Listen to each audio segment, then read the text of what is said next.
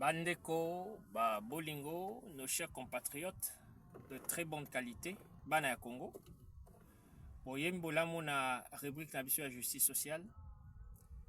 Rubrique oyo ezali consacrée na lutte contre banti-valeur nyonso oyo ezosalaka mboka ekende liboso te. Banti-valeur nyonso oyo ezosalaka mboka ezala toujours na kati ya sous-développement na pauvreté. Tebisaki bino toutefois que après signature d'accord à Washington entre Congo et Rwanda, tous et la retrait à la troupe rwandaise, guerre ici là, pour tout le développement. Toki ko daté pendant plus de 30 ans, Tobetara Masolo ya guerre. C'est comme si tous les pays morts tobotama na guerre, tokufa na guerre. Guerre oyo ezongi sibiso sima mingi. Na bambongo oyo le gouvernement a cœur ko zora yango po atia asala action à développement. Mbongo ezo kende na kosomba minduki na kofinancer surtout mingi na période ya Félix Tshisekedi na période ya Kabila lokola azaki na ye infiltré usurpateur azaki ko favoriser ba armée wana pour Rwanda occuper biso ba effort de guerre ezalaki penza te. Alors na émission na biso oyo eza deuxième partie, na première partie Tolobelaki monsieur Nathanaël Okomba ou azo faire partir na armée numérique rwandaise. Il y a propagande parce que la stratégie rwandaise ba infiltrer biso kaka na armée te. Ba infiltrer biso sur tout le plan. Ils ont infiltré l'armée, la police, le service de renseignement. Ils ont infiltré le gouvernement, le parlement, les instances judiciaires.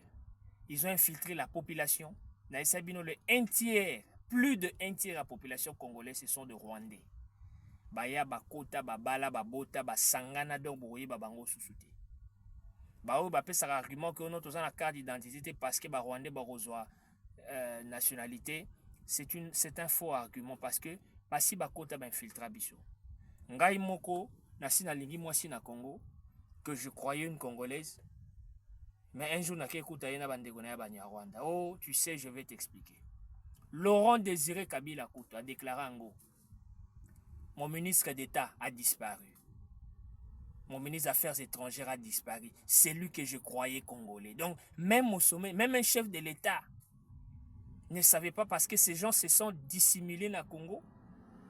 Ba changea ba identité, ba changea ba combo. Binomo bon moi la preuve ben toyeba James Kabare. Mais les lois à James Kabare be. Toyeba Bizi Makara Mweto. Les lois à Bizi Makara. Alors, ce Holandais, le Baba Ruberwa, Bamatata Mponyo, tous ces gens, Toyeba ba vrai nom na bango.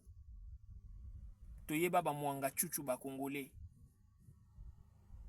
Donc, nous sommes infiltrés jusqu'à la population. Yango na Sarabino, ndeko na yo peno zomona abota mawana kola boyeba famille ba Congolais, mais azalaka na Congolais. Regardez ces jeunes gens. Nathanaël Okomba. Alors, stratégie à Rwandais à Paul Kagame, non pas seulement infiltrer na Rwandais, parce que bango moko ba gagner bisoté, bango moko ba infiltrer bisoté, il faut utiliser ba Congolais. Car on est basala na Afdel, bazi ba Kisa Sengandu, ba Wamba Diawamba, ba Onosumba, tous ces gens là, ba Laurent Désiré Kabila, tout ça, ba Tcheli Bosso. Mena sima ba Rwandais kaka nde ba osala na AFC lelo bazui bananga ba tcheli bosi ozo mona ba AFC bananga ba Bisimwa ba Rimaji ba Jean-Jacques Mamba ba Wilingo ma tous ces gens mais na sima ce sont des Rwandais.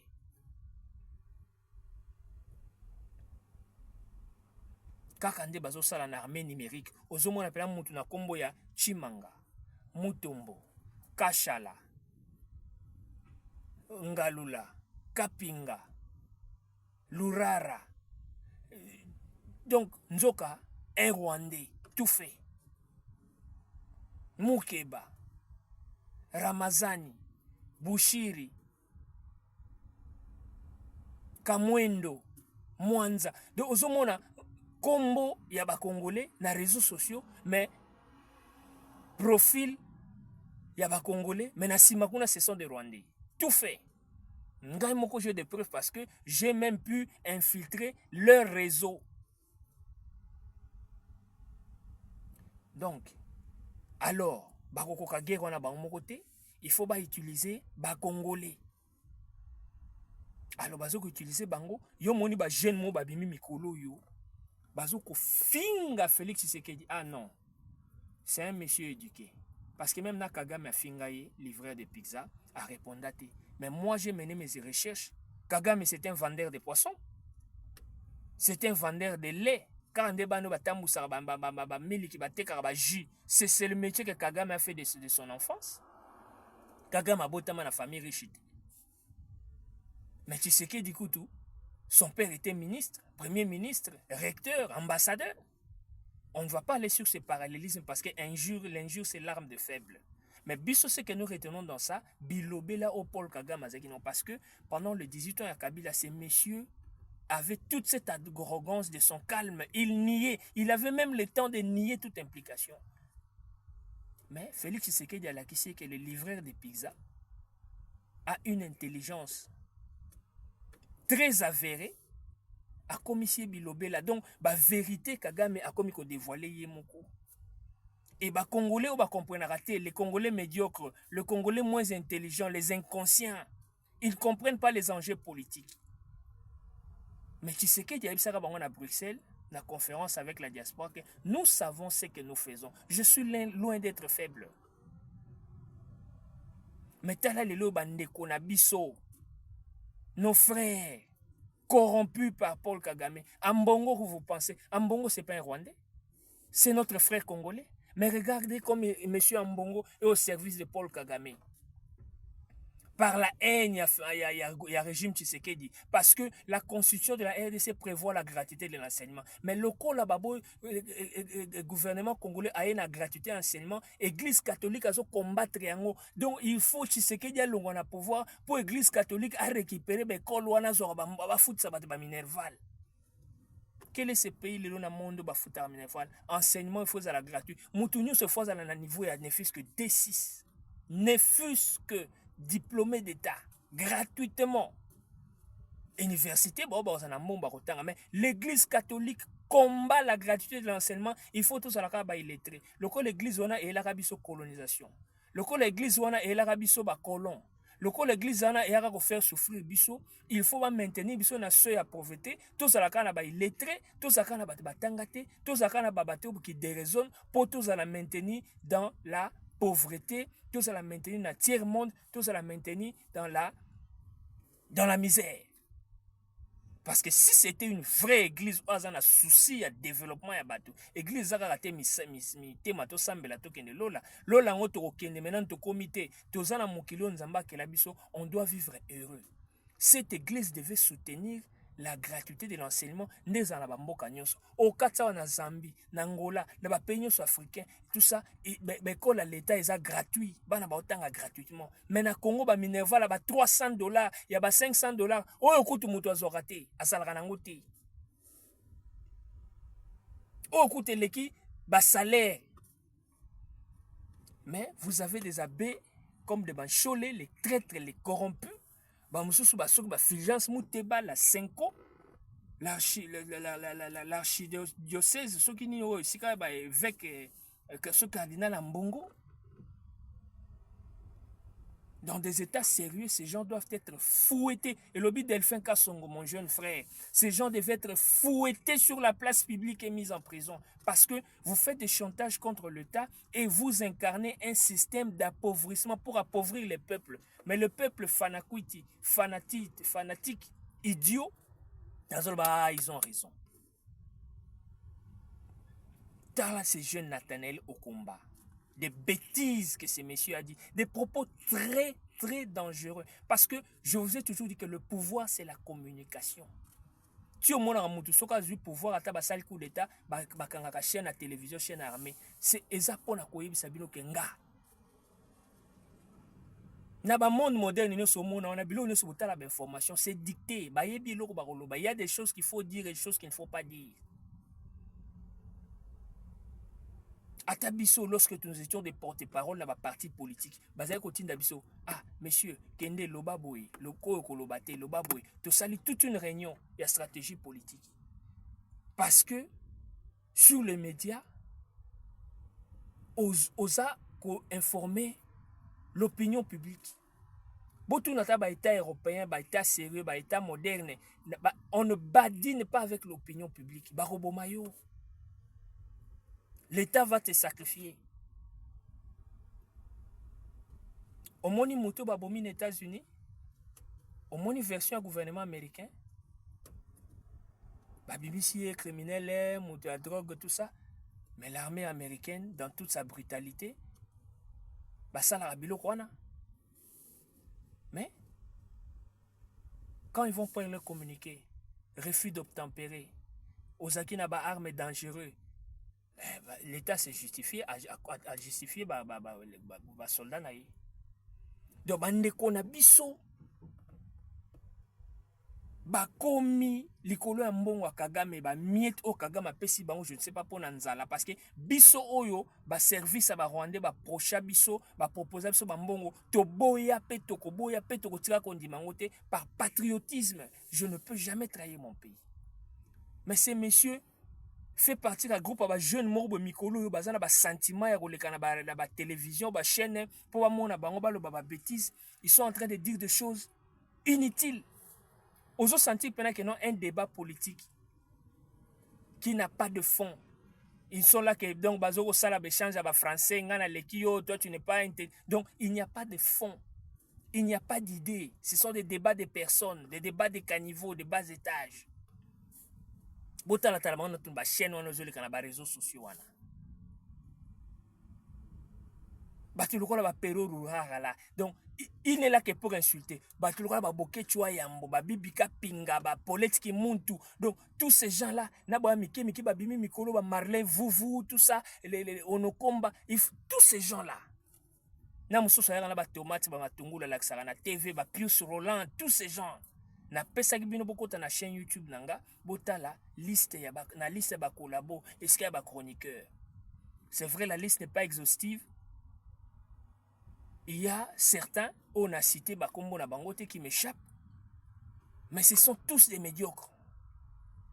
Ils n'ont pas de bagages, ils n'ont rien à offrir, mais pour que Bamona Banga ke baza na télévision bazoloba, donc ils disent des choses qu'ils ne maîtrisent pas. Monsieur Nokomba, je ne sais pas si c'est monsieur né en quelle année, mais Bisso Yokan, Laurent Désiré Kabila, n'a tout pas Aftel Bakoti na Congo en 97. Moi j'étais là, j'avais 14 ans. Je les ai acquis. Espace Bakima, moi j'avais 14 ans, j'ai ramassé un pistolet à Kinshasa. Nakena Rozong Sango na Basoda Yamze Kabila. Mais dire que le Rwanda n'agresse pas le Congo, le Rwanda n'a pas jamais violé nos femmes. Monsieur Onokomba, c'est 12 millions de morts qui sont morts au Congo, plus de 12 millions. Qui les a tués? C'est le FRDC? Au moins de communication à Paul Kagame, au moins de porte-parole à Paul Kagame. Toutes les femmes violées, toutes ces atrocités-là, qui a fait ça? C'est le FAZ ou le FRDC? Armée à Bemba, cannibalisme centrafricain, c'est l'armée de Bemba qui avait fait ça. Si ce n'est pas le Rwandais, les Ougandais. Il y avait le Burundais à l'époque, mais qui se sont repentis. Donc, tout les Tutsi power. Le Rwanda n'agresse pas le Congo. Mais Lelo Yokagame et Yemokazo Bango, donc son agenda caché, c'est les terres qu'ils ont envie de prendre au Congo, de former une république et Matuti. Mais toi, on combat, je ne sais pas si on met là qui mbangi nini, sangisio whisky, ceux qui na soupe na tolo na momo bazo benga mikolo na bosani kombo na ngelo mo ebimba bazo mela mikolo yo. Sangisi na bombe. Tu viens dire des bêtises. Mon nokwebet sakamasoko fimbo. Si vous n'avez rien à dire, il faut vous taire. Ou bien bossa l'émission ba musique bozo yemba. Bossa l'émission bozo yemba hymne national. Vous venez dans la politique avec aucune expérience. Vous ne faites même pas des recherches. Vous en avez même là-bas. Le monde où il y a Internet, c'est un monde moko les belé les kata na classe. Mais vous ne faites pas des recherches. Vous avez na réseaux sociaux sur Internet pour ne regarder que des TikTok de futilité au lieu de faire des vraies recherches et de connaître l'histoire. Toi, Tu viens faire oyo biloko oyo ba déclaration incendiaire oyo ba mbongo bazo lobaka ba bolojo ba komina donc ba classifier bino très bien ba bolojo ba betaka tribalisme en mbongo abetaka ba propos incendiaire ale bino ba Jean mike ba mitiopi boyaka wana sikoyo bobanda kopesa donc ba propagande vous manipulez l'opinion ça c'est la manipulation. Donc, Moukila Ebaka à Rwanda, comme le disait Kagame, c'est l'affaire des Congolais. Moi, je ne suis pas dans ça. Mais Lelo, il est mort à Moscou, en Russie, il est mort à Lobby. Que ce n'est pas Tshisekedi. Bino Boko Ina Tshisekedi. Likola, Bozan, on a un problème personnel envers Tshisekedi. Nde Boko Ina Mboka Boko Trahi Mboka na Bino. Boso so Tshisekedi Azate. Mboka wane comme un Rwandais, Nenge Kagame à Lobby, Lelo, que non, il veut se taire, soi-disant voler au Congo. De ce que vous avez Rwandais, vous avez Congolais. Beaucoup, il y a tout un peuple Balouba. Moi, si je suis allé à lobby que non, les Balouba ne vont pas exister. Cette femme sera tuée. C'est pas moi qui va le faire, mais j'ai des informations que cette femme, on va l'assassiner. Il ne faut pas minimiser tout un peuple. Le Balouba, c'est un peuple. Le Bangala, c'est un peuple. Le Baswahili, c'est un peuple.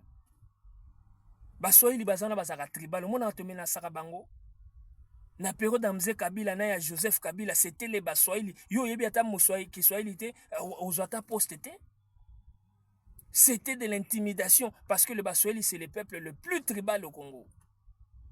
Oh baluba nde bazaba non muluba za tribaliste te muluba alinga kandeko na makasi koleka bato mususu mais Moswahili à combattre nandeko ne moko Moswahili bon je parle de Katangé s'il vous plaît. Parce que Baswahili basé belé hein na Kisangani na Baswahili na Kivu na Baswahili na Katanga mais je parle spécialement de Katangé c'est pas tous les Baswahili qui sont tribal ngayo on a bala mwasi ya Moswahili soki lelo na yoka Baswahili très bien atana lobaka ya kotenga mama c'est parce que na yekolango kaka nde na mwasi ya lobaka na famille na yoka Moswahili ya Kivu Bakivusien bazaka vraiment ba tribalité. Le vrai tribal ce sont le Katangé bazana un moro boy envers ba Kinois, bazana un moro envers ba Luba, bazana un moro non justifié envers ba tribu mususu. Basoyela Kisangani kutu bazana bango ndenge mususu. Basoyela Kifu bazana mo maturité mais je parle de Katangé. Les Swahili très tribal. Bon, ce sont nos frères, nous les aimons comme ça. Le Congo Mboke Lengi. Hein? Bakatangé. Votre tribalisme, ce n'est pas d'ailleurs tous les Katangais, c'est certains Katangais, je vais bien expliquer. Mais le tribalisme, moi je suis tout le temps au Katanga. Tambola na Katanga wana na kobanda na Kalemiti na Matikuna na Moba na Pweto na Bimi na Kasomeno na Zongi Lubumbashi na Kititi Koto na Fungurume. Donc voilà. Na Yebi. Mais c'est pas pour ça qu'on va voir. Bangala kutu baza vraiment na tribalisme te. Ba Congo vraiment mingité. Muluba tribalisme na ezaka na sens que alingaka ndeko na ye makasi kolenge kolo nyonso, asungaka ndeko na ye. Mais muluba yinaka ekolo mususu te. Mais bino ba bolojwa, boko ya l'espace équatorien. Donc vous ne pouvez pas raisonner en termes de Congolais, vous ne pouvez pas raisonner en termes d'Africains, mais vous êtes retombé trop bas. Pourquoi le peuple congolais? Bon, tout aussi Tobisaki bien dans la rubrique développement que et le quoi ça la biso ba congolais tout ça la trop bas, c'est le manque d'éducation. Donc éducation ils allaient trop bas, trop raté. Même au batangi na ba université, batangi na ba poto ba sali ba doctorat, Tobisabino. L'intelligence ne suffit pas. Il faut la sagesse, il faut l'éveil de conscience. La science sans la conscience, c'est la ruine de l'âme.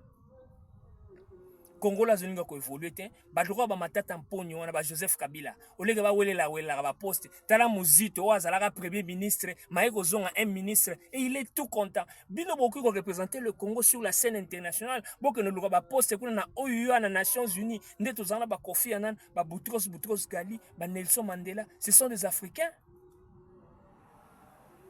Bino boko que nous représenter mboka sur la scène internationale te batinda bino tana ba francophonie kuna ndenge oyo batie soki mushuku wabo soki mushuku nini soki nini ya ba rwandais kuna ba même ba rwandais baza représenter sur la oyo batiaka na francophonie. C'était qui encore la dame là Mushiki Wabu, je crois, Rose Mushiki Wabu, tout ça. Moi, si l'Union congolaise a vraiment représenté sur la scène internationale, Francine Mouyumba, sur Francine Mouyumba, la burundaise, on a savana congolaise.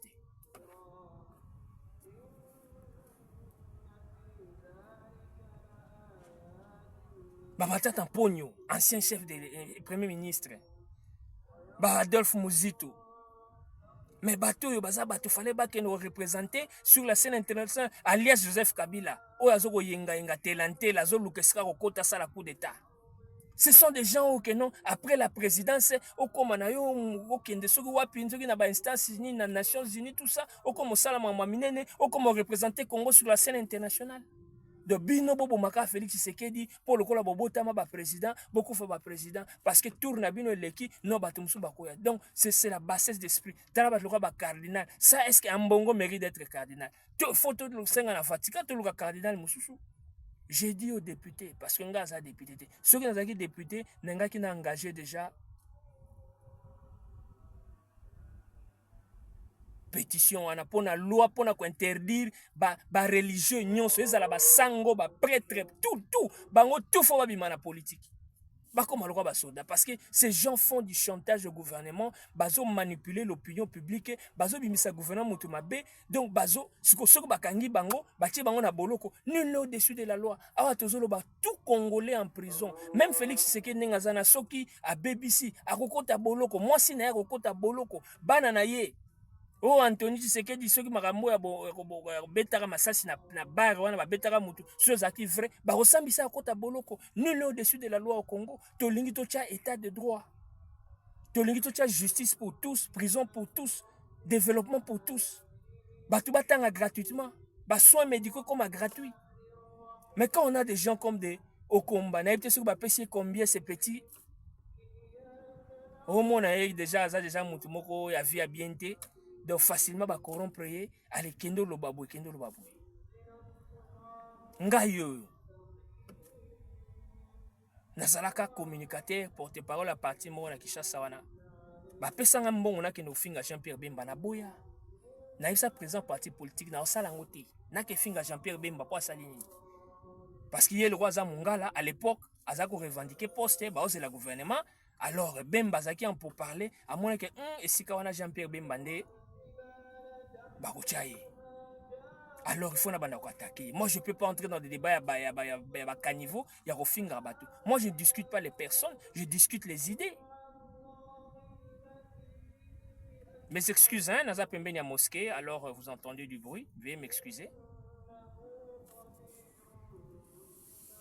Donc bref, ces jeunes garçons parlent de bêtises. Muzito, dans toute sa médiocrité, Moutou Oyo aloba kenon a déstabiliser les institutions de la République.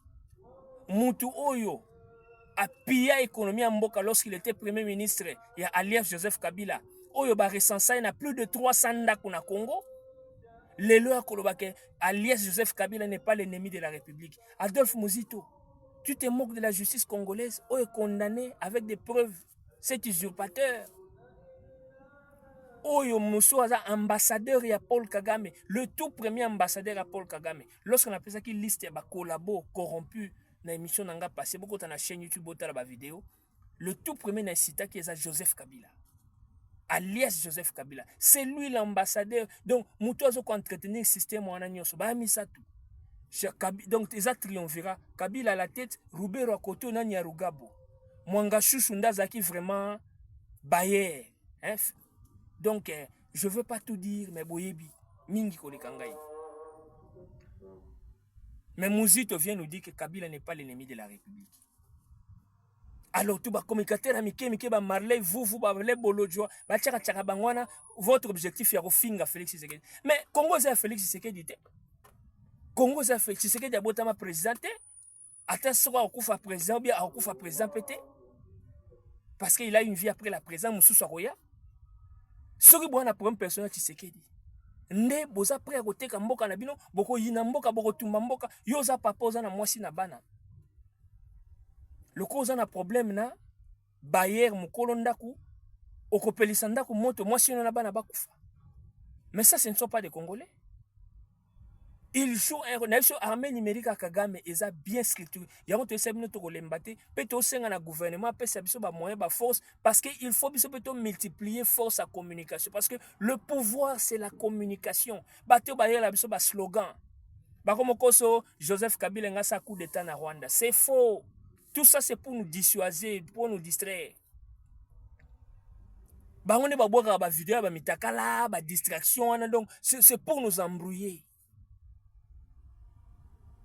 Parce que message na bango le kaka, donc Moïse Nyarugabo alobaka non, nous avons nos ancêtres au Congo, nous allons combattre pour la terre de nos ancêtres. Moïse Nyarugabo, terre vos ancêtres za wapi? Kagame kuna na Moscou alobi que non voilà, frontière qui est belge ba botola depuis 1880. Heureusement, roi de Belge Philippe va répondre. Avant 1980, Rwanda s'est raté. Koutou mabele à Rwanda, on a des Congo des fois revendiqué mabele à Rwanda. Mabele à Rwanda, il y a Congo de Bapesa Rwanda parce que Baniloti Kwana qui était venu du nord, Baoutara Soudan, Kotaba Somalie, Baoutara Nilpa, Bayaka Bazalaka Nesika Rwanda, cet empire Batouti. Bapesa bon Kamanda, Mabele, Bomona Rwanda, Mukiebo et Nakat.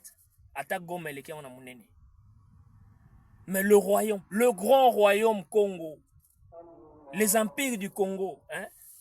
L'empire Lunda, l'empire Luba, combien de chefs, tribus, vous voulez blaguer avec le Congo, monsieur Kagame? La guerre sera longue et populaire. Laurent Désiré Kabila, c'est que mon guerre, au BBC d'image à Rwanda, parce que Rwanda n'est pas à vivre en paix na Congo, Congolais au tigre l'olingete. D'ailleurs, Congolais, vous avez dit maté quand ça la dirigé par un Rwandais, et Simbate, paix. Image na bino za terni tina ba africain nyos balingi binote soki bomoni ke bozaki na problème mabele boluka mabele mais fallait pas négocier na ba colon mais colon za muyibi colon ya ko kabola mabele nani atindaka ye biso ba ancêtre ba koko na biso tant ba osala conférence de Berlin kuna ba benga biso yo ke ko do muyibi aye akaboli mabele na ndenge na ye ngana sa ba africain frontière za la té bakanga na Kenya parce que na Alexis des jours na isa bango so bobomanga na kofuta amande te ngai africain na Alexis des jours na Kenya na Afrique na futa amande soki na Europe na kofuta na Asie na kofuta na Amérique na kofuta mais na Afrique na kofuta te na kanga ngai botu na général Ondekane na 2011 approchanga kuta petit le général Ondekane s'il est vivant. Général Ondekane, ozoyeba moto oyo yo olongwa na first class na business na first class oya tina sima kovanda kosolananga parce que atinda un jeune aya kosolananga au général Ondekane. Bon, moi je le connaissais pas à l'époque, mais lui-même est venu à l'attaque complet à jeans. Petit, toi tu as convaincu les Sud-Africains. Naturellement, un Sud-Africain c'est qui?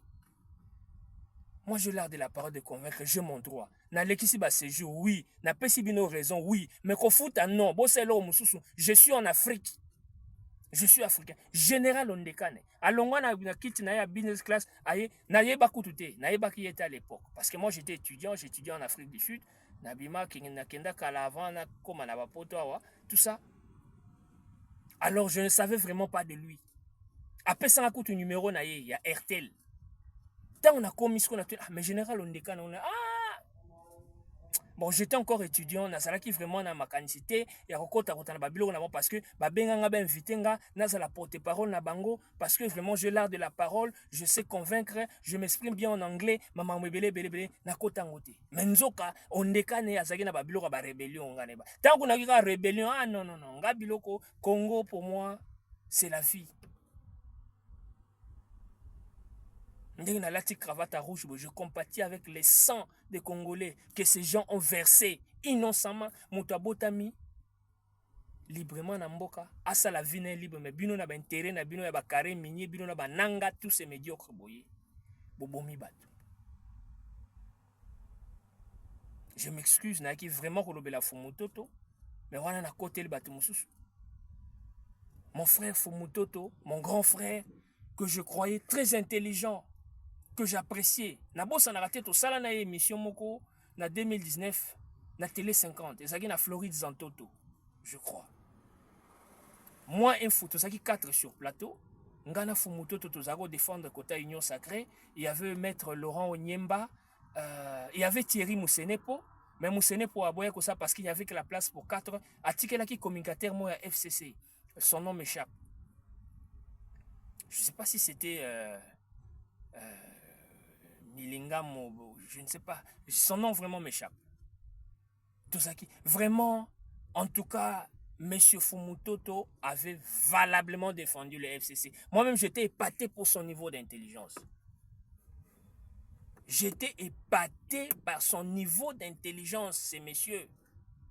Très cohérent. Azo défendre. Mais nayebaki te ke ndeko akoki kokwea na médiocrité ya lelo. Donc nayebaki te ke ndeko azaki po na poste. Tata Fumutoto, tosano émission depuis 2019.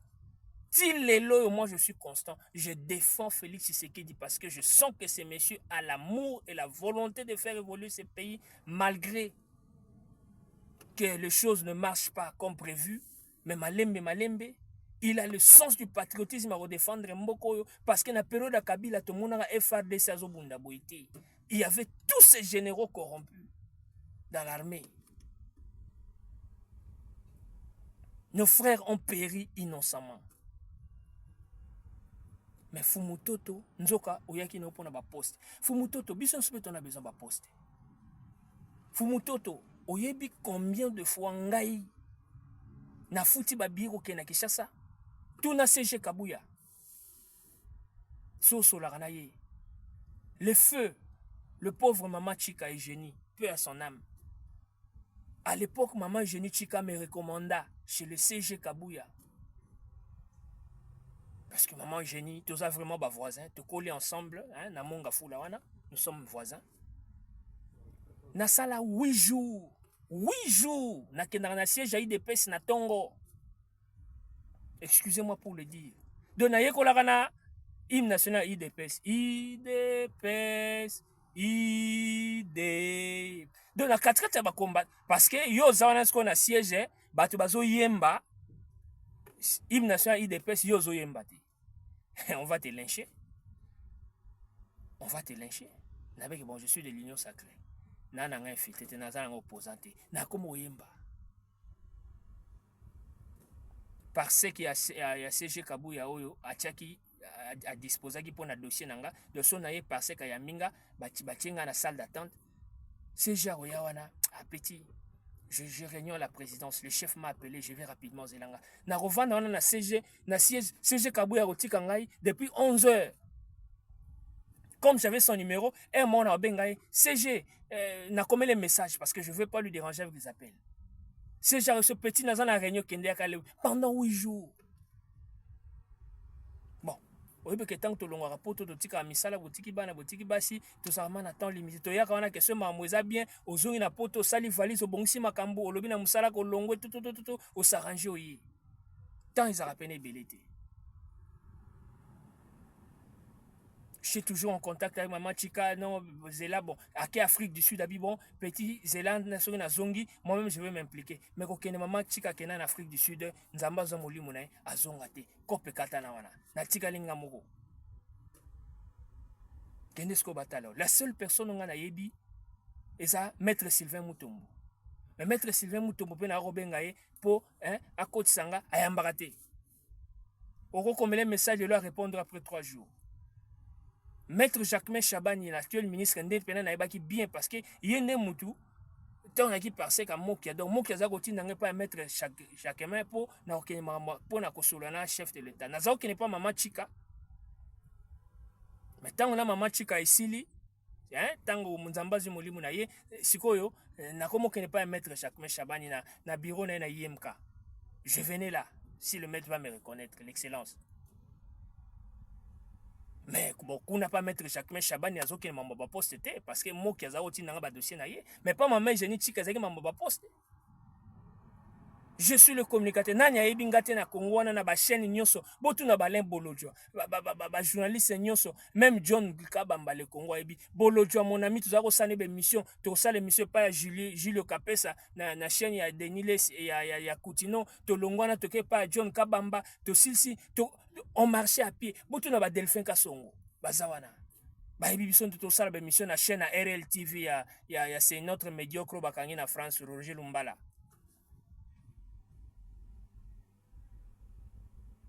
Mais tozo ba posté, to siliki pété, tozo bunda pe pona ba posté. Félix Tshisekedi mo yebi yende moto à train. Attends que non bon oyo na rochai awa. Oyo rochai awa. Il faut avoir la patience. Tu réclames pendant 4 ans. Bon, depuis 2019, si on a combien d'années?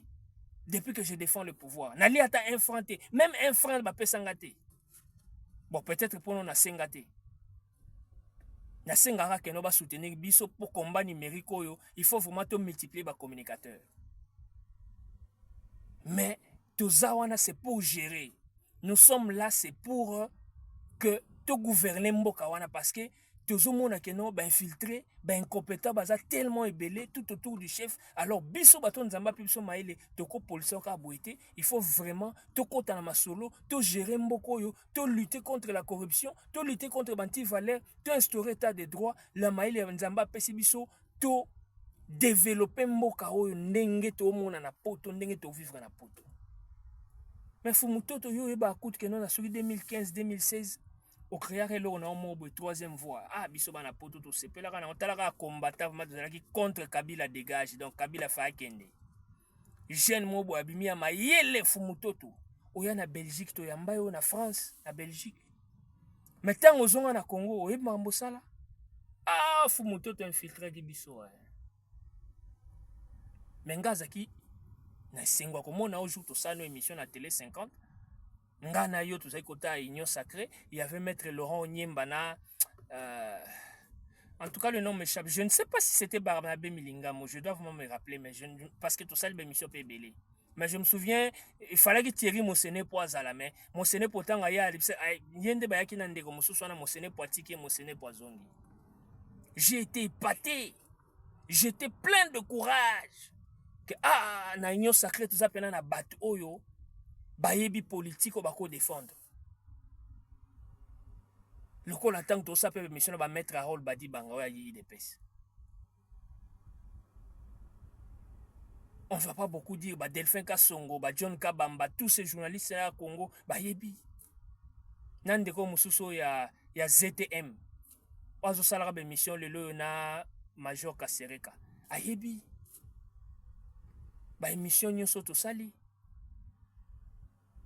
Comment on défend le Congo dans les réseaux sociaux. Mon Facebook est là, ma page YouTube est là. Mais yo yé pour na poste. Bosso ba peso poste en côté. Ndé comment le babilobe là, c'est Jésus qui gère mal le Congo. Depuis quand Jésus gère un pays, Jésus a un prophète kuna zana mamanzambe. Qu'est-ce qu'il vient faire dans ma politique? Bosaka na ba parole ya ba moquerie, la bassesse d'esprit, le manque de conscience, l'inconscience. Tebisa bino bokota na ba initiation. Pour élever sens na bino conscience. Congolais zana mayele mazana conscience té. Sens ya patriotisme non boyebi angoti. Même pour réfléchir. Donc makambo ni so Tshisekedi ya osala, il y a même des inconscients qui ne voient pas ça. Ba mona pigeon voyageur. Mabundi Airways. Aso bebi sa monga l'état. Musa comme ti na niveau oloba ke bo qualifier Léopard na Coupe du Monde parce que bakobimisa mbongo ebele na kesa l'état pour ba pesa bana wana. Mais bana wana soki ba beti bale bana Léopard basali honneur. Ndenge Léopard esali ndenge ndeko na so Lumumba basali honneur a mboka. Il faut ba bimisa mbongo ba pesa ye. Depuis le bolingi mbongo ke na ba Barcelone na ba 5 Milan, mais quand votre compatriote fait l'honneur du pays, on doit le récompenser. On doit lui récompenser. Donc Fumutoto, tu es retombé trop bas.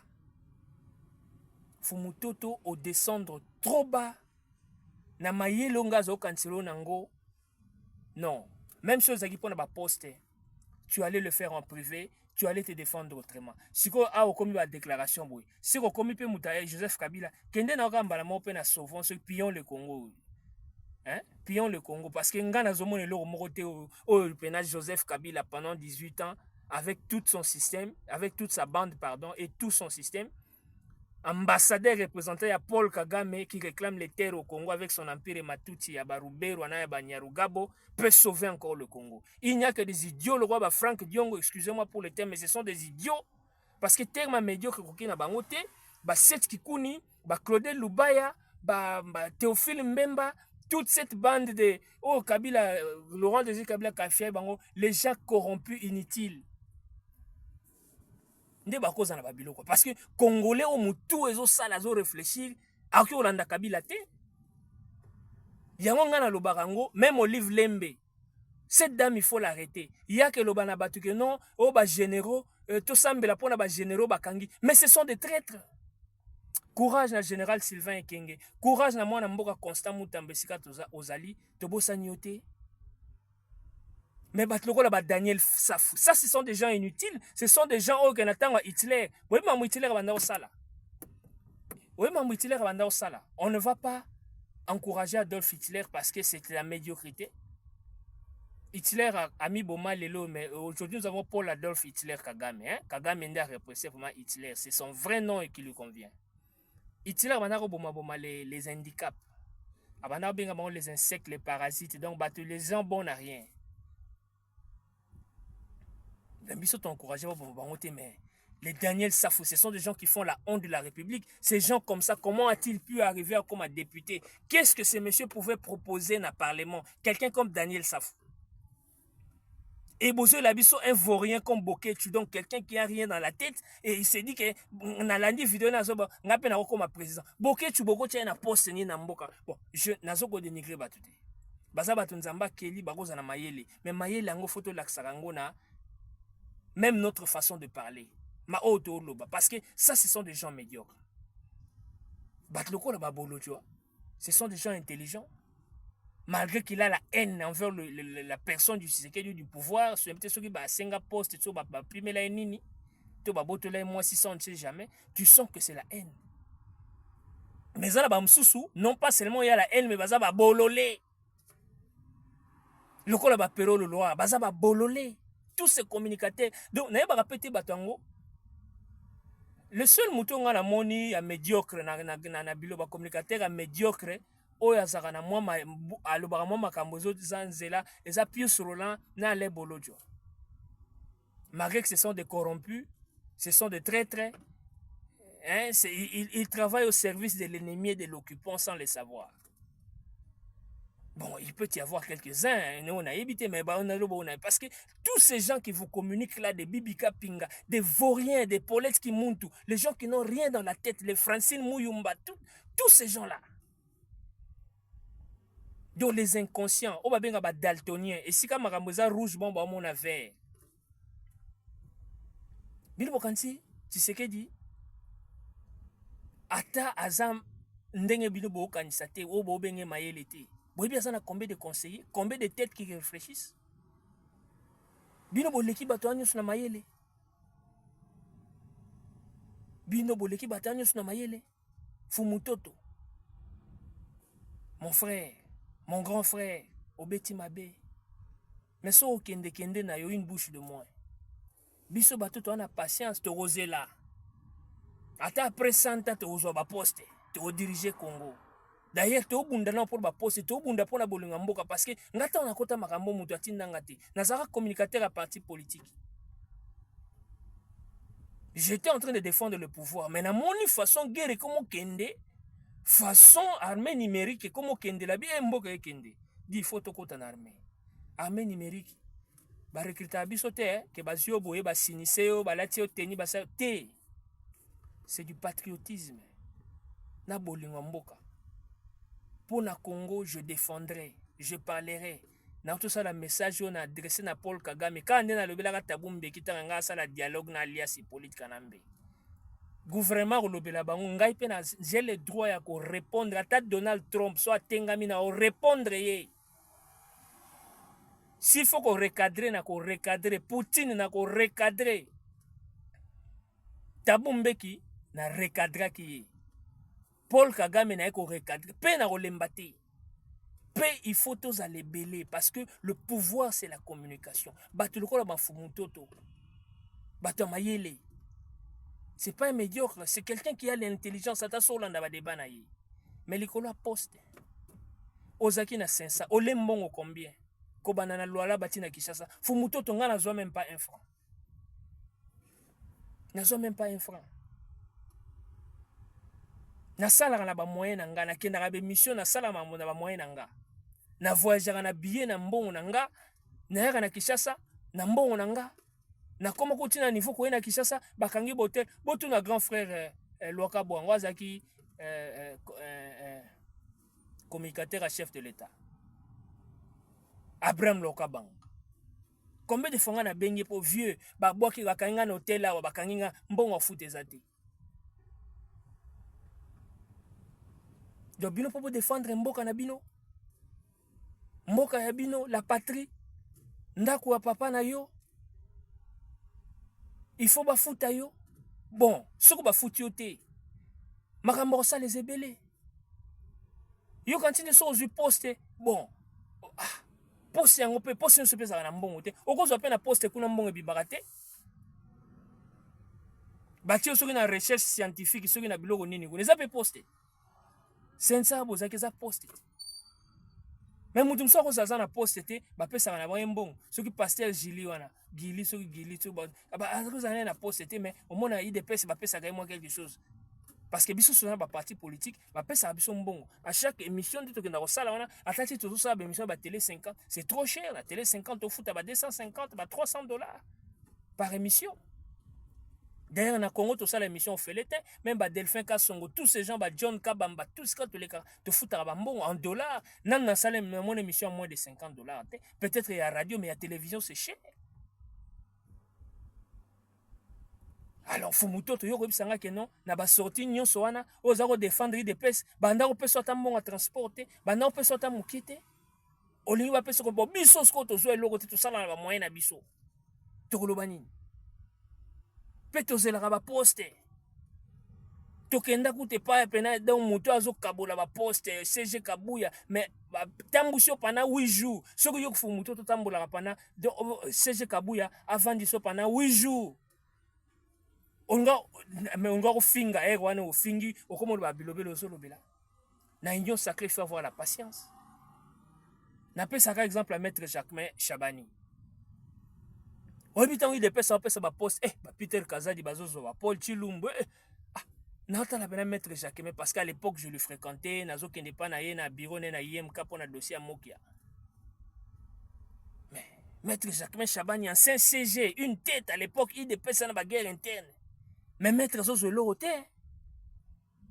Maître atalanga bia sanga bi petit bison stolu kambongo. Un jour au Simba. Il avait la patience. Combien de gouvernements il est qui un an Oyo Eliezer Tamboué. Il a patienté combien de temps pour le comme ministre. Ba Sylvain Mutombo, ba Taliboso, ba docteur Leteni Longondo, ba Gilbert Kankonde, ba to ba yaga ba Taliboso. Mais ces gens étaient patients. Hein? Ba Kassia Bandubo lo kutu to yebagi te, ba musu to yebagi te ba Jacob ya bazi ba poste, mais ba maître Jacquemain Chabani ba vanda bazela. Mais ce que mon temps a joué monene. Azua Mounene, il a été reconduit, au sentir vraiment que non, François Zoken de la paix, il sera encore reconduit. Nenge Roubero ya comme ça la bisou.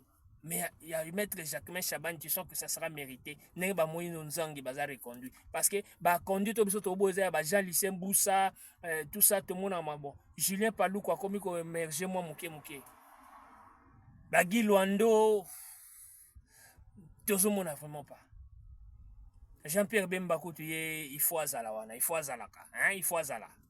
Lui il mérite il faut azala, c'est une force. Mais ndeko nanga fumuto te faut avoir la patience.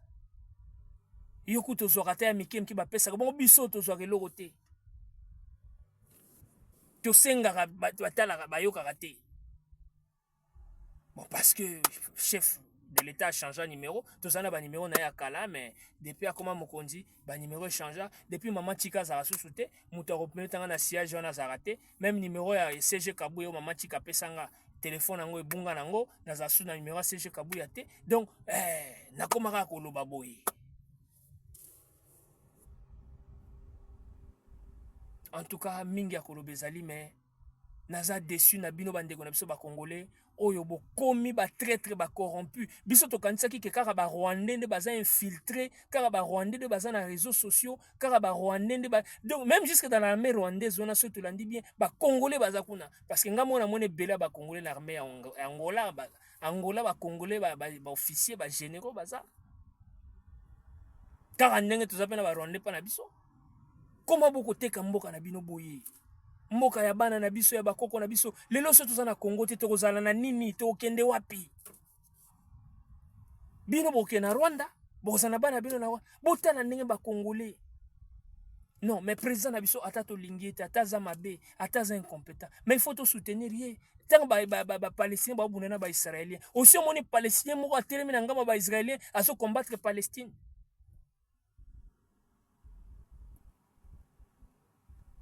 Corée du Nord na Corée du Sud kuna aussi omoni Corée ya Nord atelemi na kota Corée du Sud azo kufinga président ya ba Corée ya bango. Mais bino bizaleli oyo euti wapi bizaleli oyo euti wapi ya ko trahir mboka na yo tu trahis ton pays likola ba l'ennemi pe l'ennemi ngo yeko botola nini mabele c'est que boza ba Rwandais Deko Fumutoto yo ko longwa te pour ba pio poste te okomi ko finga donc tu commences à jouer le même rôle de Paul Kagame, tu commences à jouer le même rôle que Pero Rurara, tu commences à jouer le même rôle que Joseph Kabila, tu commences à jouer le même rôle que Francine Muyumba, tu commences à jouer le même rôle qu'Azara Emmanuel Shadari, tu commences à jouer le même rôle que Olive Lembe, tu commences à jouer le même rôle que Pius Roland, Balin Bolodi. Donc tous les communicateurs, il y a FCC, au baza contre les régimes, les corrompus. Tu commences à jouer le même rôle que Cardinal Ambongo ou Fulgence Mouteba. Les haineux, les médiocres, les aigris.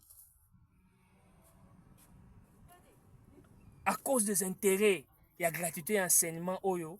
Pour Banaba Tango Fele, l'État Zoa, Ndesikoyo, Bakoma. Hello, salam. I'm sorry, I'm just making a YouTube video and I'll go. I'm sorry that I didn't get your permission because I didn't want to buzz, okay? Yeah, it's just for a certain time. Thank you so much. Mes excuses, parce que je devais parler à quelqu'un.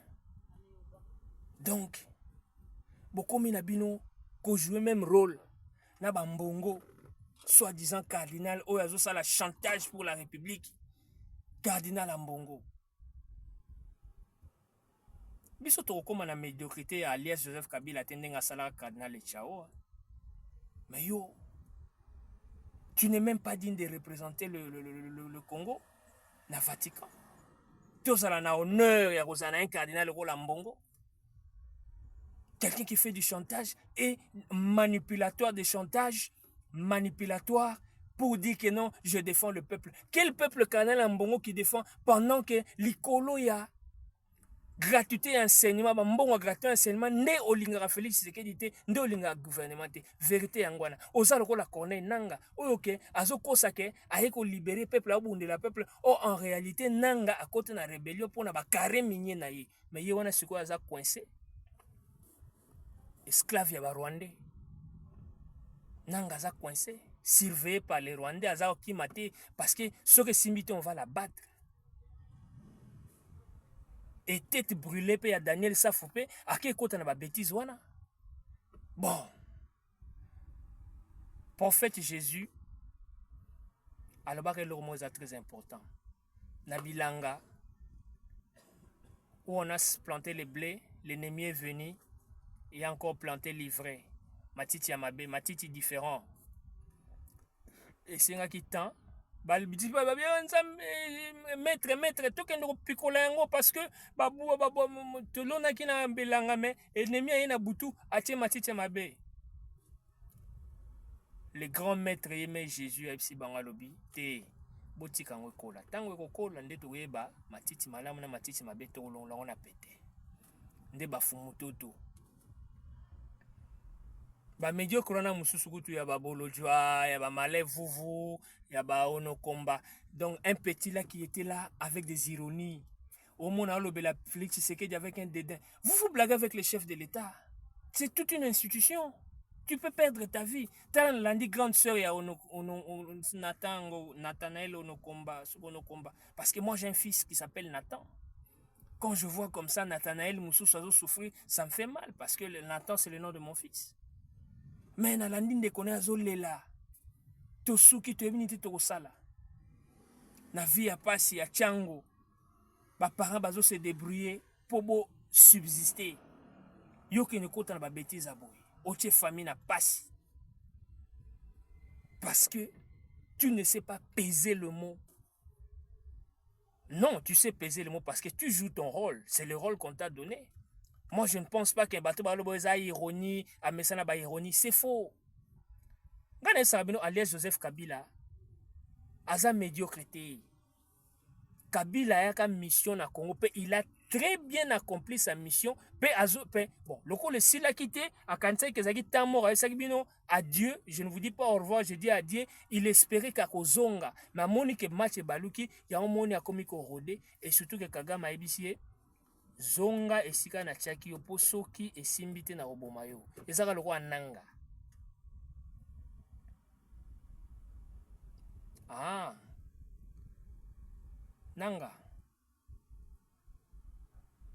Kende osilisa makambo bandaki siko nanga lo j'ai fabriqué Tshisekedi, j'ai fabriqué un monstre, l'échec. Bon Kagame et moi na lobi biloko ana nyoza nango Tshisekedi te, eza nango M23 te, eza nango te pona ACC1 AFC soki l'alliance des fleuves. Donc bananga ba biloko ana nyoza ba mascara ba chantage. Vraie cause ya ba invasion ba rebelle wana nyonso ya agression ba Rwanda ezali, c'est la revendication des terres. Siko bananga bosuki wapi?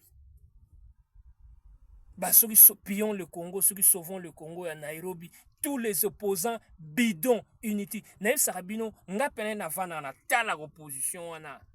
La seule personne que moi je peux donner le crédit, c'est Martin Fayoulou. Pas à 100%, mais Martin Fayoulou. Pongata ba Kamero, on a mon vieux Kamero, je t'aime bien, na lingagao bien, aux aviez moro bien. Mais aux a collabo, aux a très très. Naïf Sarabino, INC, on a beau ça là, congrès. Bon voter président Moussou. Mais le parti politique, ils ont bidon. Ils ont un parti politique qui a créé pour subsister. Donc ils allaient bien familial. Soit il y a longue, soit moi si tout le monde a remplacé. Tout le monde a bochab dans le parlement. Ils ont bochab. Ils ont moi si naie, suppléant moi naie, suppléant Moussou beau frère naie. Ce sont des partis politiques bidons. De ceux qui ont longue. Papa, donc le président a parti Katani. Ce Katani était moi, tout le monde a caméra en prison. Mais Batumsou Bazoyo que la MIDA ou les balans de la CG, bon, ouais, ils ont interne à UNC, mais c'est juste pour dire que le parti politique, ils ont fondé, le parti ventriose, le parti mallette, ils ont fondé, un sentiment, un positionnement, pour que non, tu vimbi sa classe politique, tout ça dans le parti AAA, tout le monde a un alliance Joseph Kabila, FCC, ça FCC, ceux qui majorité présidentielle, AAA, BBB, CC, de créer pour embrouiller les gens.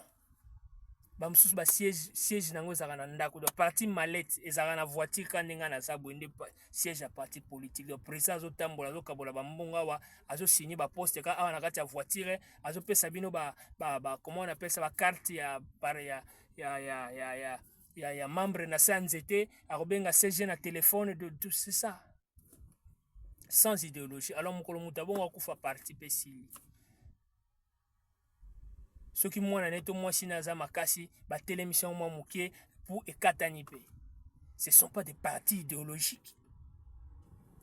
Ce ne sont pas des partis d'idéologie. Le quoi ba UDPS ba MLC au senti que mukolo ba osate mes partis ont fonctionné. Bemba était en prison pendant 10 ans inutilement à cause de l'alliance Joseph Kabila.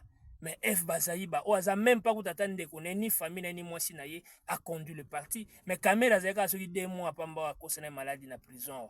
Mais c'est Camille Daranda comme ni membre président à parti.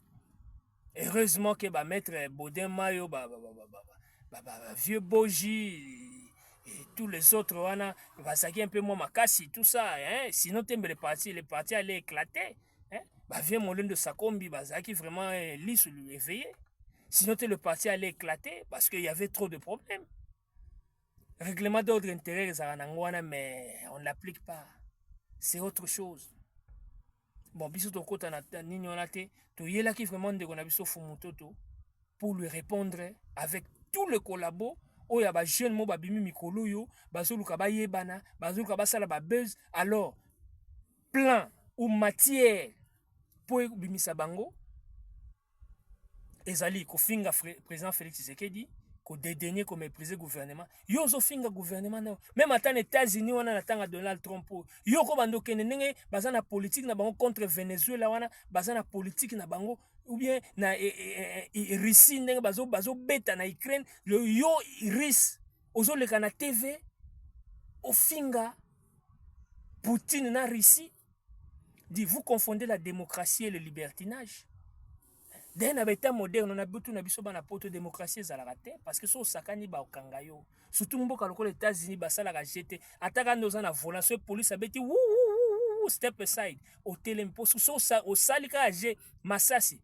Tolobaka wana black metal life. O babomaka wana. Baboma ka po Alexis jouer. Bozo bana 2015. Mwana baboma na parc. Mwana mukie. États-Unis basala ka blague te. États-Unis, la police aura bien babitia maboko na mutu baluka pas fouiller donc so sali retard tout lui ozanango botu na batu bazana États-Unis ba webisa bien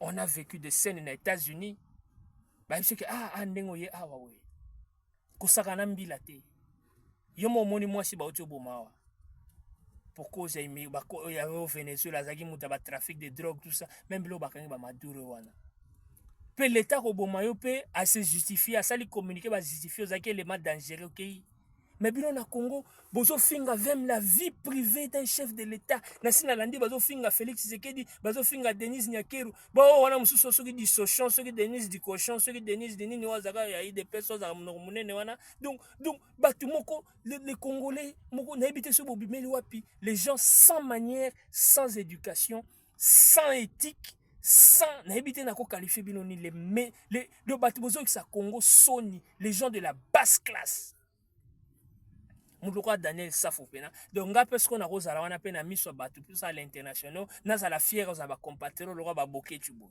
Parce que quelqu'un sort au monde ka boké tubo bi bazo finga batu. Félix Tshisekedi bongama ba ko finga, ba pasteur bo bongama. Omoni bolojwa finga kame bolojwa finga kate mais bolojwa ayaka na ba idée moko vraiment de la haine, de mépris. Amona kaza mayele o kaza mayele. Akansaka ye aleki bato na maile okende bamona ke pena soba. Ils pensent qu'ils peuvent leur donner des leçons. Toi tu as de l'expérience où bango basala na gouvernement ata un jour bazana expérience ata ya 1-2 jours mais yo bolo jozana expérience wapi po yo pesa bango matière. Tant au moni pero lurara. Donc ici on va injurer les gens. Francine Mouyumba, tu sais qu'ici il y a la haine, ici il y a la calomnie, ici il y a la diffamation, ba bibika pinga. Tout c'est bon excusez-moi moyen na savana ba comme on se mutute parce que ngala la raté nga pena na memo na kawa na ki ko vanda te pena na émission na vani na fungu na tana sika ba finga mutu je gagne quoi moi je capitalise mon temps de ce que eza constructif na vie na ngai ce qui est vrai qui ne me sert à rien qui ne m'édifie pas eza non édifiant na kota raté na vana na ta la vidéo ya bokechi wa ya mboti na suka o ya pero lurara. Qu'est-ce que les informations au Pérou Rurara à ça ou édifier si ce n'est des mensonges, des calomnies, des insultes. Boko finga chef de l'État mboka na bidon ti na vie privée ya moi si na ye. Na vie privée ya ye na moi si na ye. Na bana na ye. Mais soyez quand même éduqués. Alias Joseph Kabila zaki wana biso stolinga ka été ngayo naza ko sambela chaque jour que alias Joseph Kabila ke nga pena za ko sambela ocha mabolo na se nzambe tindela moto esprit avec les makende po yemona tindenga longo aye ba te esprit ne mvuta to benda milimo alias Joseph Kabila sozo na biso to bendela yo milimo que tu devais partir mais te banda ko finga te to zo ko fingo livre lembete to zo ko fingete. Mais façon ba ko finga Nyakeru lelo asa quand même moi sia mutu asa quand même maman ya bana Non, nayebisa bino nga moto nazala na mwa respect moke na classe politique ya baopposant eza Martin Fayulu, peut-être na Moïse Katumbi. Hein? Ce sont des gens oyo malgré traîtrisme na bango ou bien appartenance na bango to, parce que Moïse Katumbi c'est un traître, c'est un collabo. Il est de mèche en connivence na Hippolyte Kanambe. Hippolyte Kanambe zana Kagame. Donc tout qu'on a syllogisme, hein, au Batangi Sabino. Donc Moïse Katumbi avec Kabila. Or Kabila est avec Kagame. Donc Moïse Katumbi est avec Kagame. Donc s'il est avec Kagame, c'est aussi notre ennemi. C'est un très collabo. Mais c'est que ce sont quand même des gens charismatiques. Au cause attendre Singapore, voilà un leader de l'opposition. Yambo Kanabiso. Mais les gens comme de Franck Diongo. Même Camero Tobenga très collabo, mais il est charismatique. C'est un homme intelligent. Malgré que vieux Camero, vieux Ozana au collabo, Oza très. Yo pe nationalité na yo photo ye barango to ye barapena no bien te histoire na yo. Mais tout ça na batloka ba Franck Diongo, tu te dis mais c'est des gens comme ça présents parti politique. Mais na regret même ba Jean-Pierre Mvouemba, ba comment on peut médiocre. Claude Lubaya kuti ya zana médiocre depuis kala. Cette qui coule, ça qui a politique qui n'a pas bilamba et ça bien pour naïe. On a besoin de gens comme Marie-José Ifoku. On a besoin de gens. Il y a eu des gens comme des Macheke, des Mbamaluta, Koutou, des Botoé Barakana, Bangote, Bazab, ancien candidat président. Mais s'ils sont dans l'opposition, sont dans le pouvoir. Mais vous avez des gens comme des Shekomba. Ça, Daniel Shekomba. Ce sont des traîtres, de collabos. Les gens qui travaillent au service de l'occupation. Baton ici, Bajen. Non. Tous en état mort démocratique, tu as sa liberté d'expression, tu as une chaîne mike, mais la chaîne on a élebiso désordre. Ko finga ba débat inutile, ba débat moko sans fond, ba débat moko de caniveau. On sentit que ici il n'y a aucune idée, il n'y a rien. On ne parle que de personnes, on ne parle que de futilités. Ba comme tu n'as niveau ko il y a ko corriger ba faute à ba français, camiser le truc, camiser le mérite. Mais ça c'est un Rwandais, ça c'est un communicant rwandais touti. Dans le Bango, toutefois qu'au Congo, nous avons des nilotiques. Nous avons des nilotiques. Même à ta classe, tout le temps, il y a des colons, des belges, mais c'est ce que nous, le peuplement, nous avons le bantou, les semi-bantou, les nilotiques. Ce sont le peuple congolais, mais le peuplement du Congo. Mais tout na Rwanda, les nilotiques rwandais. Il existe des montagnes, un territoire au Congo, le Mulenge, mais les Banyamou, c'était des territoires vides. Ici, il y a des montagnes, il y a des volcans. Bango bako baza ba nilotique wana bauta ba Soudan, bauta ba nzela ya ba Somalie, les peuples nomades ba ko s'installer wana. To yamba bango na keyo to zala nango, ba mikomisa ba nyamulenge ba Congolais. Nde mona ba kamiselo wana, tala mutu wana mutu ya ba Rwanda ya ba Congolais.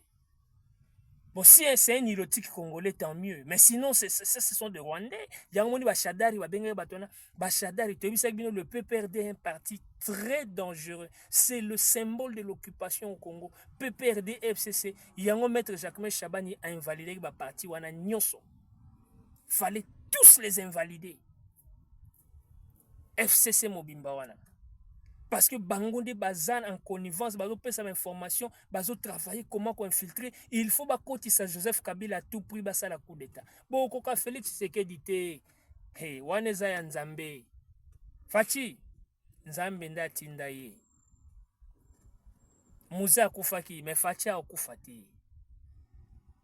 Akosili sa mandat. Ye kutazana mandat, tazana mission. Donc, maintenant, 2028, bobo sanango. Bon. Élection ezala ba député na ba sénateur mais ya président bobo sana parce que biso moto ozala wana et ya président et salemate fachi to tinda ki yote oya ko kangela biso Kagame parce que tozaki na passe nzamba tindi Angelu aya ko sauver biso sikoyo guerre silité bon guerre sili na sens que to komi na suka mais photo ke nango tina suka Kagame fois kufa avant Fachi akende. Fachi o kende te. Biso to tindaki ote okosili sango na yebisa ko ya président na Congo. Fallait pour baby saka lokola balias Kabila ou bien ça l'appelle très collabo. Mais lokola yo lakisi biso tu nous as fait goûter le lait le miel. Kagame pena ye to comme na point okangé to neutraliser ba Rwanda nyonso. Alebino boya na babilo na non élection fin mandat article 70 Fachi akende pona na kota. Ah, peut-être Jean-Pierre Bemba, parce que moi j'ai toujours cru que Nakanda Jean-Pierre Bemba il y a 10 ans, ça y est. soki Jean-Pierre Bemba akoti pe akomi pe serviteur à Kagame azandoki. Soki Jean-Pierre Bemba pe akomi kosala jeu ya Hippolyte Kanambe fois azala ndoki. Ngai oyo na souffra na malili ya Hollande. Mama Bazayi bozoki belongi nanga. Toya kotelema na yo na ba papier libéré Bemba libéré na malili ya poto. Nazo Autriche musika nazo yati na lae na Hollande. Bozo futanga mbongo te Igwe nga zaka militant ya MLC na 2006 aza mwana Congo beba meeting à Stade des Martyrs Igwe biso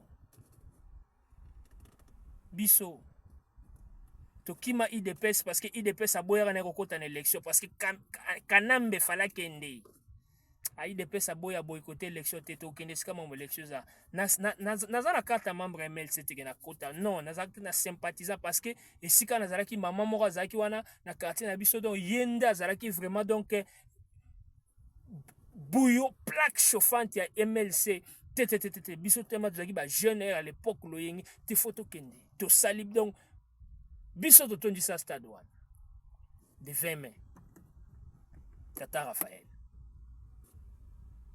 mais sikoyo na ba sacrifice so sali po na MLC na ba malili ya poto to bundi po Jean-Pierre Bemba bayoka taye ali siko Bemba sikoyo soki akomi na pouvoir akomi ne pe muta Kanambe wana zandoki wana to combattre.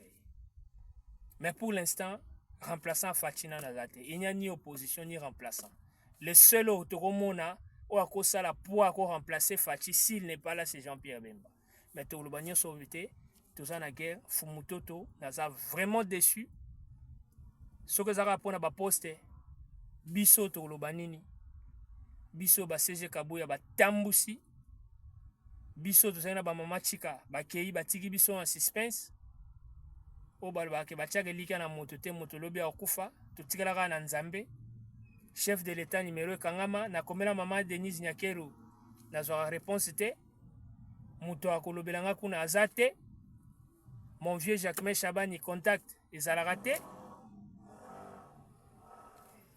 me tolobaka kaka tosala ngo mpo na mboka ata Fatia pe poste te mais nous combattons l'opinion. Parce que auto salo, c'est ça le pouvoir, la communication. C'est ça le pouvoir. Parce que ceux qui sont tiki koloba, ba communicant sur ba tiki koloba, les tout ils vont nous renverser. Parce que bango bazana ruse. Autant ba livre honoré Ngwanda. Viona le web loko solo stratégie du chaos et du mensonge. Ainsi sont les glas. Ba livre Viona lob a décortica ba Rwandais. Bazana bango maï l'été. La force à rwandaise ali ruse, mensonge, dissimulation. Donc bango ba to cache. Binomo bo moni chef na bango Kagame comment banda ko wangana. Mais Fatia eka na tamu ki abeti dada. Monde Kagame akomi mo koloba.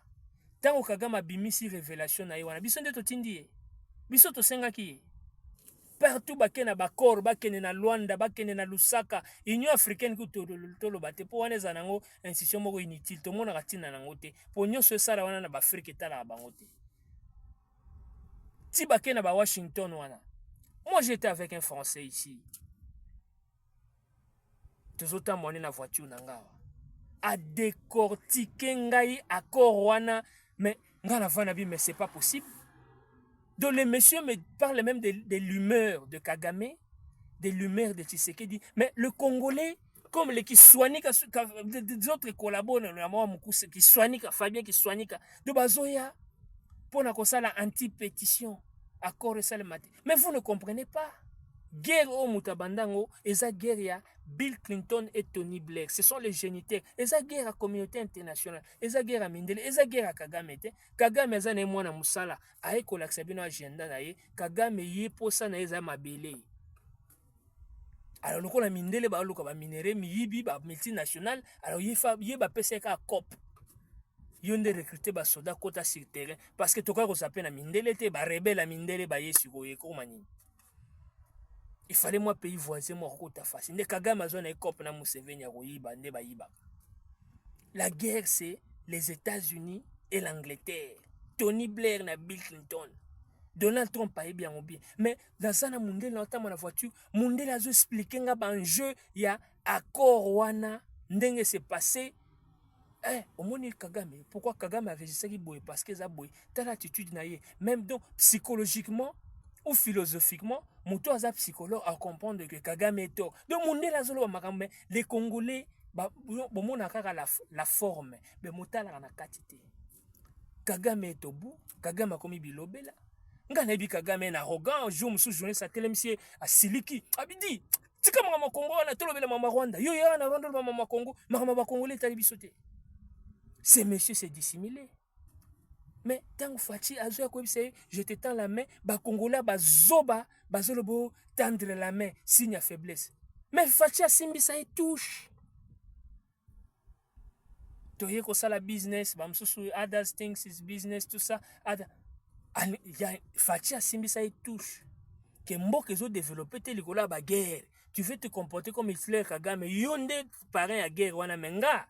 Je vais t'étendre la main. Mais biso que nous allons frapper le Rwanda. Là, et si quand on dit Maramuzito, Nazan est d'accord quand il dit on doit faire la guerre au Rwanda. Oui, nous devons faire la guerre au Rwanda. Ça, c'est inévitable. Dans le niveau commis parce que la question de intention donc la guerre sera populaire. Attends ce gouvernement Fachi c'est la montée mais tant biso to kota ou bien banana biso guerre et éclataka parce que mboka na ce photo récupérer ce sont nos terres. Nous devons revendiquer le Rwanda comme une terre congolaise qu'on les a distribuées. Yango toyebisa kutata bahutu boya ko s'associer na biso poto détrôner Kagame parce que Kagame doit mourir. Mutu ana ko bima suki pembeta ko makoko non. Nebela bato ya bomi, il faut to la lisaye. Il faut to kata mutu a train comme ça système za la paniquer bas à la débandade parce que tant botika ezalo ko na match à football. Quand tu donnes la balle à ton ennemi, au petit ennemi na ondembo à jouer, à ça la passe, à organiser tac. Non, il faut que tu aies pression. C'est-à-dire pression sur le porteur de ballon. Boro landa bango donc, bo pesa bango temps ya ça la tactique té. Ndenge mo pe photo katana Kagame. Mingi ya kolobezalaki te dépasser plus d'une heure de temps. En tout cas, Fumutoto au lobby biso. Ça c'est vraiment la traîtrise.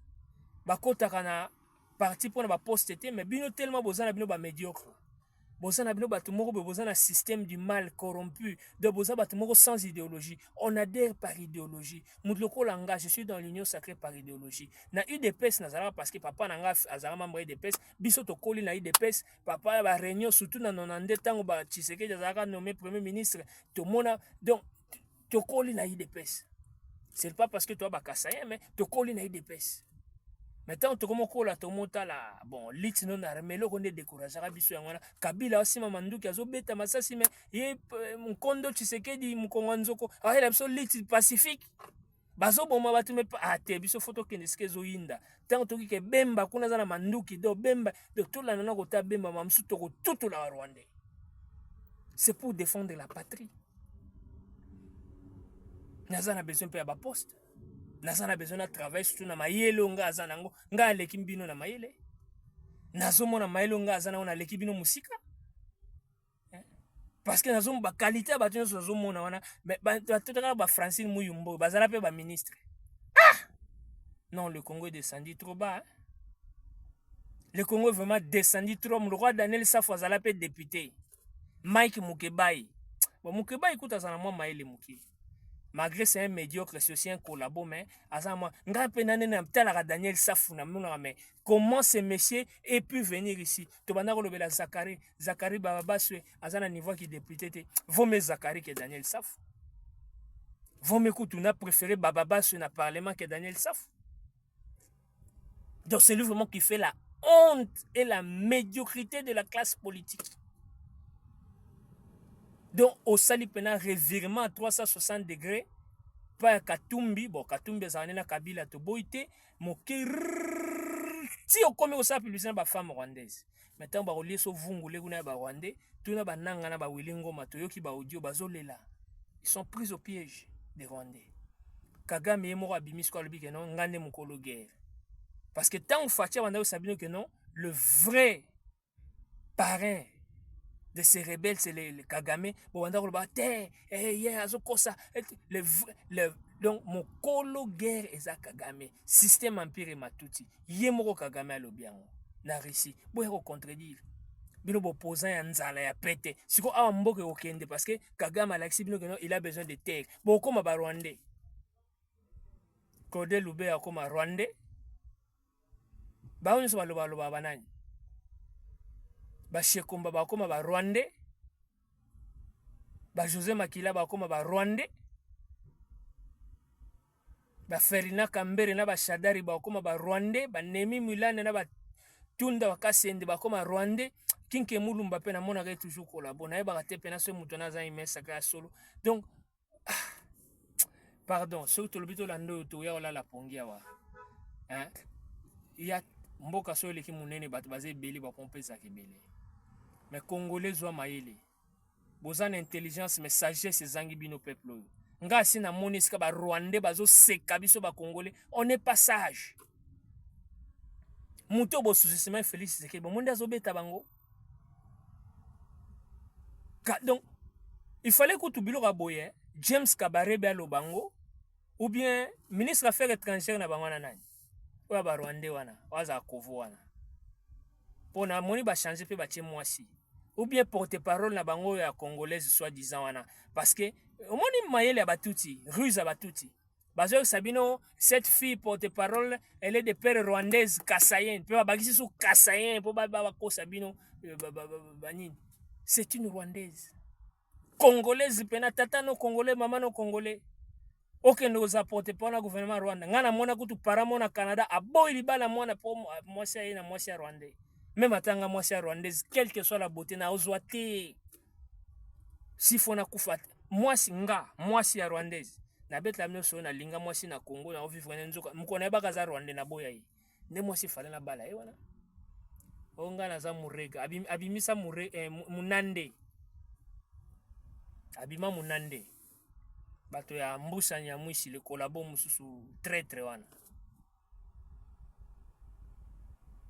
maintenant on a que bagaza Rwandais na boya mais yo pena congolais ton papa congolais ata maman no soki nani oza demi Dakar 50-50 ok za porte parole na gouvernement rwandais donc bazo kota bino muke na yebisaka bino surtout na peuple toza infiltré moko voilà pourquoi nous disons aujourd'hui que même dans la justice ba juge ba magistrat donc il y a des Rwandais babatama bino boye ba bomba congolais ba melama surtout que babotama na Congo ba koli na Congo parce que ba Rwandais biso to koli to moni bango bazaki na bana ba boutique wana ba Rwandais donc bana ba 80 bana ba 70 et bon ba bisengi mana wana ce sont des Rwandais mais ba koli na Congo o azaki général sur une époque ya politique kanambe o azaki mokonzi la police bisengi Charles Bisengi mana hein